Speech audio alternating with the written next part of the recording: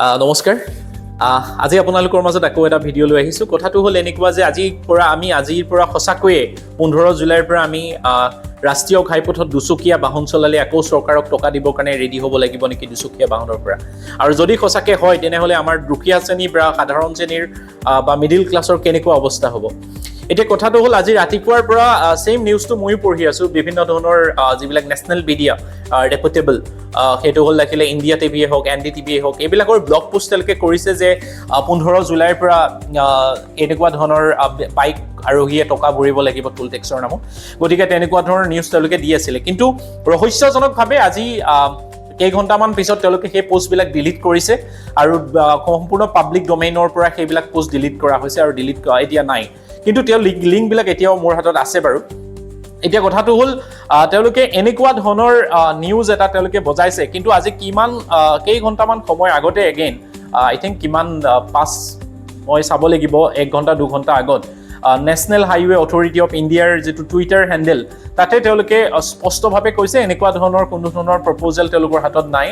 দুচকীয়া বাহনৰ পৰা টুল টেক্স সংগ্ৰহ কৰাৰ কাৰণে অৰ্থাৎ আমি কোনো ধৰণৰ টুল টেক্স দিব নালাগে এইটো আমাৰ কাৰণে ভাল নিউজ গতিকে আপোনালোকে মুখত হাঁহি আনিব পাৰে এতিয়া কথাটো হ'ল এইটো নিউজ কেনেকৈ আহিলে আৰু এনেকুৱা ধৰণৰ মিছা নিউজ এটা কেনে ধৰণে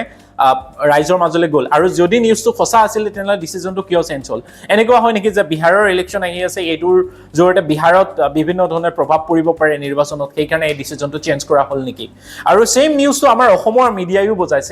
ৰাতিপুৱাৰ পৰা তেওঁলোকে এই নিউজটো কিছুমান মিডিয়াৰ কথা কৈছোঁ কিছুমান মিডিয়াই এই নিউজটো বজাই আছিলে বিভিন্ন ধৰণৰ নিউজ টাইমেটকে ধৰি বিভিন্ন নিউজে এই নিউজটো বজাইছে কিন্তু তেওঁলোকে ৰিচাৰ্চ নকৰাকৈ কোনো ধৰণৰ তথ্য পাতি নোহোৱাকৈ তেওঁলোকে ৰাইজৰ মাজত এনেকুৱা ধৰণৰ আতংকৰ সৃষ্টি কৰা সঁচাকৈ জানো তেওঁলোকৰ অধিকাৰ আছে এতিয়া কথাটো হ'ল আমি ৰাইজ সজাগ হ'বৰ হৈছে আমি এই বিষয়ত যিকোনো নিউজ অহাৰ আগতে আমি আচলতে ৰিচাৰ্চ কৰিব লাগে যে সঁচাকৈ এই নিউজটো হয়নে নহয় আৰু কিহৰ কাৰণে কৰিছে সেইটো আমি সঁচাকৈ জানিব লাগিব আৰু হ'ব পাৰে এনেকুৱা আমাৰ ৰাজ্যত এতিয়া বিভিন্ন ডাঙৰ গৰু চোৰ ওলাইছে সেই গৰু চোৰবিলাকক ঢাকিবৰ কাৰণে হ'ব পাৰে গতিকে আমি সকলোৱে সজাগ হোৱাটো প্ৰয়োজন আছে আপোনালোকে কমেণ্ট কৰি জনাব কিহৰ কাৰণে এনেকুৱা ধৰণৰ ফেক নিউজ আমাৰ অসমৰ মিডিয়াই কিছুমান মিডিয়াই এনেকৈ বজাবৰ কাৰণে সক্ষম হৈছে তেওঁলোকৰ তথ্য পাতি নোহোৱাকৈ আপোনালোকৰ মতামত জনাব ধন্যবাদ